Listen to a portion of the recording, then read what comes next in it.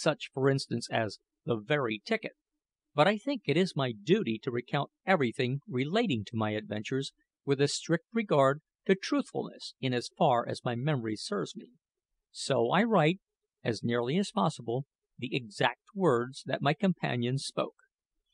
I often asked Peterkin to explain what he meant by ticket, but he always answered me by going into fits of laughter. However, by observing the occasions on which he used it, I came to understand that it meant to show that something was remarkably good or fortunate. On coming up, we found that Peterkin was vainly endeavouring to pull the axe out of the oar into which, it will be remembered, Jack struck it while endeavouring to cut away the cordage among which it had become entangled at the bow of the ship. Fortunately for us, the axe had remained fast in the oar, and even now all Peterkin's strength could not draw it out of the cut. "Ah, that is capital indeed!" cried Jack, at the same time giving the axe a wrench that plucked it out of the tough wood. "How fortunate this is! It will be of more value to us than 100 knives, and the edge is quite new and sharp." "I'll answer for the toughness of the handle, at any rate," cried Peterkin. "My arms are nearly pulled out of the sockets. But see here, our luck is great. There is iron on the blade." He pointed to a piece of hoop iron as he spoke, which had been nailed round the blade of the oar to prevent it from splitting. This also was a fortunate discovery. Jack went down on his knees, and with the edge of the axe began carefully to force out the nails. But as they were firmly fixed in, and the operation blunted our axe, we carried the oar up with us to the place where we had left the rest of our things, intending to burn the wood away from the iron at a more convenient time. "Now, lads," said Jack, after we had laid it on the stone which contained our little all, "I propose that we should go to the tail of the island, where the ship struck, which is only a quarter of a mile off, and see if anything else has been thrown ashore. I don't expect anything, but it is well to see. When we get back here, it will be time to have our supper and prepare our beds." "Agreed!" cried Peterkin and I together, as, indeed, we would have agreed to any proposal that Jack made; for, besides his being older and much stronger and taller than either of us, he was a very clever fellow, and I think would have induced people much older than himself to choose him for their leader, especially if they required to be led on a bold enterprise. Now, as we hastened along the white beach, which shone so brightly in the rays of the setting sun that our eyes were quite dazzled by its glare, it suddenly came into Peterkin's head that we had nothing to eat except the wild berries which grew in profusion at our feet. "What shall we do, Jack?" he said with a rueful look. "Perhaps they may be poisonous." "No fear," replied Jack confidently. "I have observed that a few of them are not unlike some of the berries that grow wild on our own native hills. Besides, I saw one or two strange birds eating them just a few minutes ago, and what won't kill the birds won't kill us. But look up there, Peterkin," continued Jack, pointing to the branched head of a cocoa nut palm. "There are nuts for us in all stages." "So there are!" cried Peterkin, who, being of a very unobservant nature, had been too much taken up with other things to notice anything so high above his head as the fruit of a palm tree.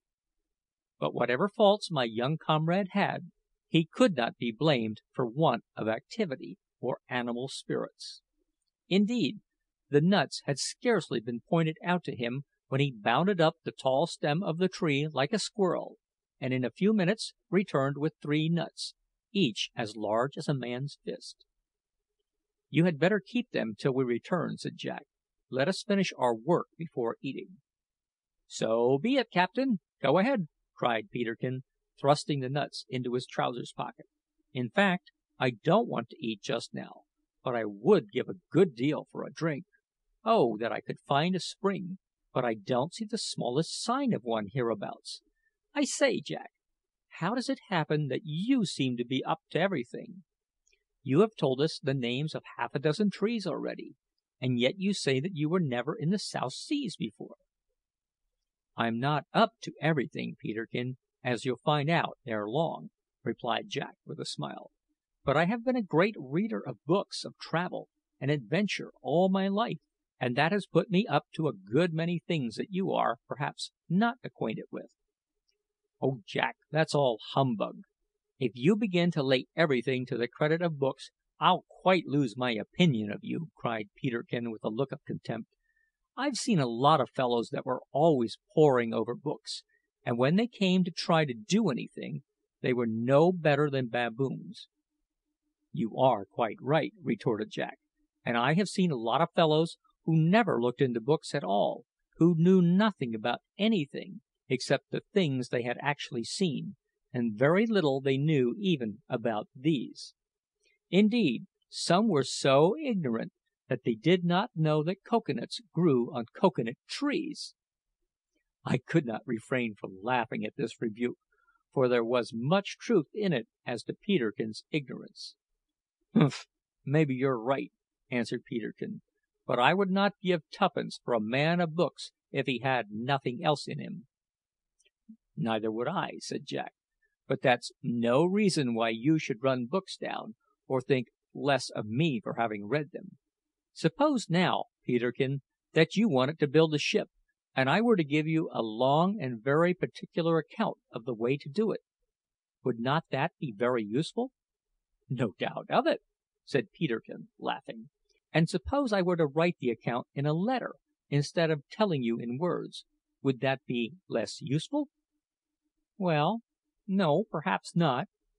"Well, suppose I were to print it and send it to you in the form of a book, would it not be as good and useful as ever?" "Oh, brother Jack, you're a philosopher, and that's worse than anything!" cried Peterkin with a look of pretended horror. "Very well, Peterkin, we shall see," returned Jack, halting under the shade of a cocoa nut tree. "You said you were thirsty just a minute ago. Now jump up that tree and bring down a nut not a ripe one; bring a green, unripe one."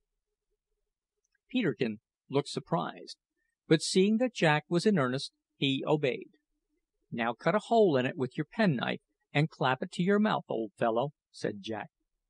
Peterkin did as he was directed, and we both burst into uncontrollable laughter at the changes that instantly passed over his expressive countenance.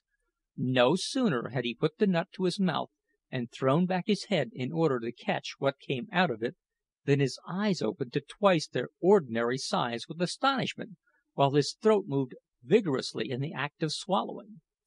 Then a smile and a look of intense delight overspread his face, except, indeed, the mouth, which, being firmly fixed to the hole in the nut, could not take part in the expression; but he endeavoured to make up for this by winking at us excessively with his right eye. At length he stopped, and drawing a long breath, exclaimed, "Nectar! Perfect nectar! I say, Jack, you're a Briton, the best fellow I ever met in my life. Only taste that!" said he, turning to me and holding the nut to my mouth. I immediately drank, and certainly I was much surprised at the delightful liquid that flowed copiously down my throat. It was extremely cool, and had a sweet taste, mingled with acid. In fact, it was the likest thing to lemonade I ever tasted, and was most grateful and refreshing. I handed the nut to Jack, who, after tasting it, said, "Now, Peterkin, you unbeliever, I never saw or tasted a cocoa nut in my life before, except those sold in shops at home; but I once read that the green nuts contain that stuff, and you see that it is true." "And pray," asked Peterkin, "what sort of stuff does the ripe nut contain?" "A hollow kernel," answered Jack, "with a liquid like milk in it; but it does not satisfy thirst so well as hunger. It is a very wholesome food, I believe." "Meat and drink on the same tree!" cried Peterkin. "Washing in the sea, lodging on the ground, and all for nothing!